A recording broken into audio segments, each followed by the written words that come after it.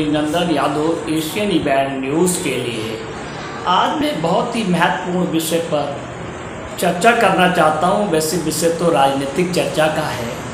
मैं ये चर्चा करना चाहता हूं, भारतीय जनता पार्टी नीत गठबंधन है, एनडीए का जो गठबंधन है, भारतीय जनता पार्टी ने अभी से 2024 के लोकसभा चुनाव की व्यूह रचना शुरू कर दी है।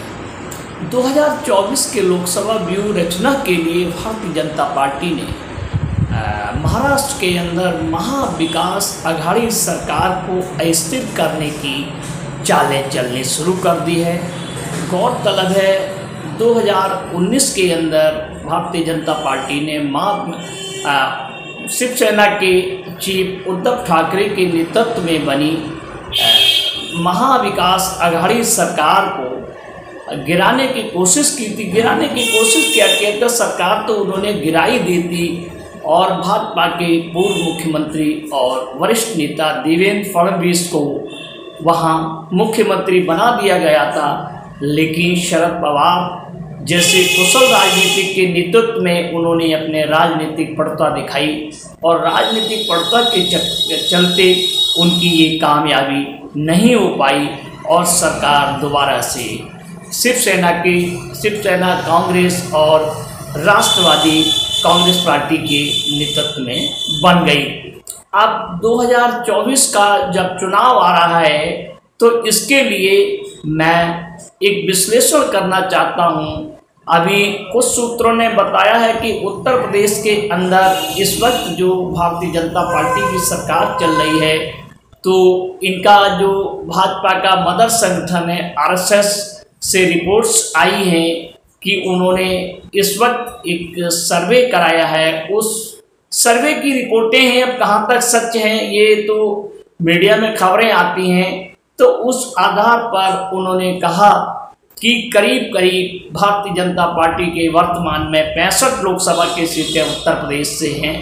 तो 65 लोकसभा की सीटें उत्तर प्रदेश में अब नहीं मिल पाएंगी। जिस तरीके के हालात चल रहे हैं, पिछली बार जो हालात थे वो 2019 का लोकसभा चुनाव हुआ उस वक्त विपक्ष बिल्कुल नगण्य था। लेकिन इस वक्त उत्तर प्रदेश में विपक्ष बहुत मजबूत स्थिति में है। ओबीसी भले उन्होंने बसपा का वोट अपनी तरफ ट्रांसफर करा लिया, लेकिन जिस तरीके से 126-25 सीटें विपक्ष के खेमे में गई हैं तो उससे भारतीय जनता पार्टी के मदर संगठन में और उनके संगठन में इस बात की चिंता व्याप्त है कि अगर हम यहाँ से 50 सीटों के अंदर रुक जाते हैं, जिस तरीके से लोकसभा का गणित है उस तरीके से उत्तर प्रदेश से एक सीट बहुत महत्वपूर्ण रख रही है।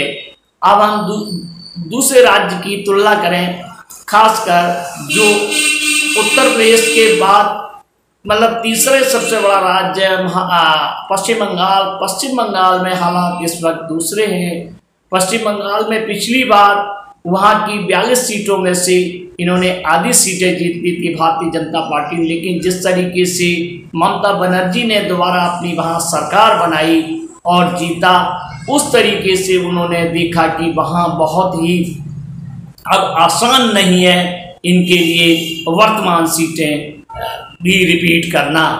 अब रहा बिहार में किसी वक्त भी राजनीतिक उठापटक हो जाती है। अगर राजनीतिक उठापटक हो गई और सत्ता विपक्ष के हाथ में चली गई तो भी मुश्किल हो जाएगा।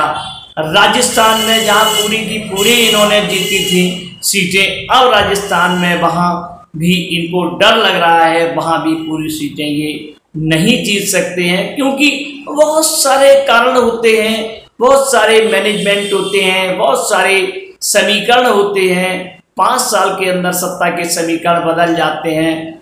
अब चलिए पंजाब की तरफ, पंजाब में तो किसान आंदोलन ने इनकी भाजपा की चूल्हे हिलाकर रख दी हैं। वहां तो जिस तरीके से थम्पिंग मेजॉरिटी के साथ आम आदमी पार्टी की सरकार बनी तो वहां तो इनका हिसाब किताब दिखाई नहीं, राजनीतिक वो आकलन सीटें नहीं दिखाई देती हैं। और देश का क्षेत्रफल के रूप में सबसे बड़ा सूबा है मध्य प्रदेश।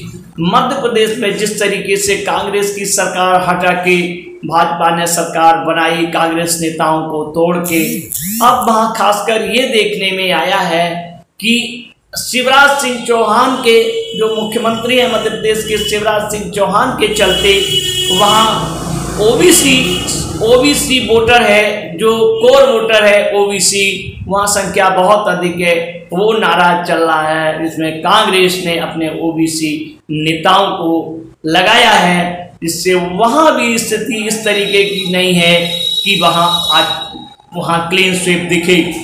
अब देश का उत्तर प्रदेश के बाद सब सीटों में सबसे बड़ा राज्य महाराष्ट्र, 48 सीटें रखता है। महाराष्ट्र में भारतीय जनता पार्टी की नज़रें बहुत ज़्यादा टिकी हुई हैं।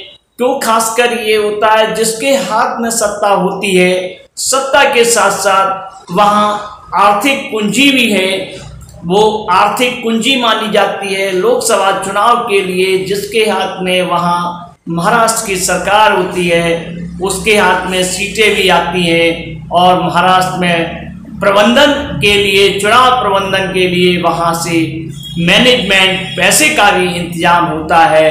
अन्य इतने राज्य संपन्न नहीं हैं जो पैसे के मामले में पार्टियों की मदद कर पाए। महाराष्ट्र से ही एक तरीके से कहा जाए, महाराष्ट्र जो है वो पैसे का प्रबंधन करता है, आर्थिक राजधानी मुंबई कही जाती है।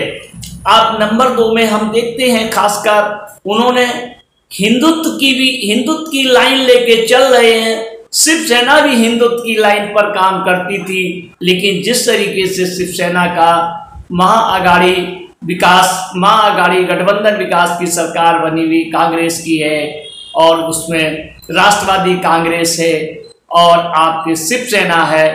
अब भारतीय जनता पार्टी ये चाह रही है कि बहुत दिन से वो सरकार में नहीं है, अपने हिंदुत्व चेहरे को बार बार एक चमकाना चाहती है, जिस तरीके से उसे वहां 48 सीटों में से करीब 50% सीटें तो मिल जाएं।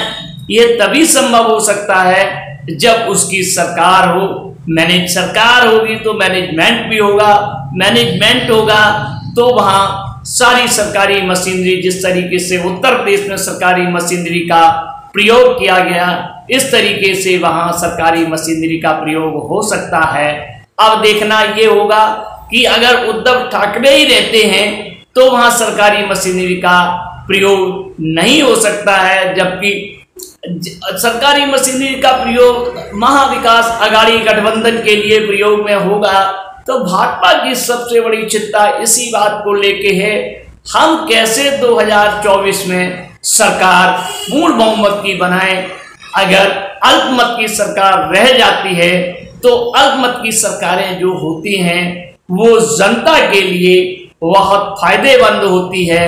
अब देखना ये भी है, अगर जिस तरीके से राष्ट्रवादी कांग्रेस पार्टी के सुप्रीमो शरद पवार हैं, शरद पवार के बारे में कहा जाता है वो मास्टरमाइंड है, और अभी कल उन्होंने एक बयान दिया है कि सरकार की महाविकास अघाड़ी सरकार 5 साल का कार्यकाल पूरा करेगी। जिस तरीके से शरद पवार ने ये बयान दिया है, उस बयान को ध्यान में रखते हुए ऐसा लगता है महाविकास अघाड़ी सरकार को अस्थिर करने में बीजेपी को सफलता नहीं मिलती दिख रही है। अगर सफलता नहीं मिलती है तो उसके लिए 2024 में महाराष्ट्र से सीटें 50% रिकवर करना मुश्किल हो सकता है। अब ये तो आने वाला 2024 का राजनीतिक समीकरण समय ही बताएगा, और जनता किसके पक्ष में जाएगी ये भी देखना होगा। मैं ब्रिजनंदन।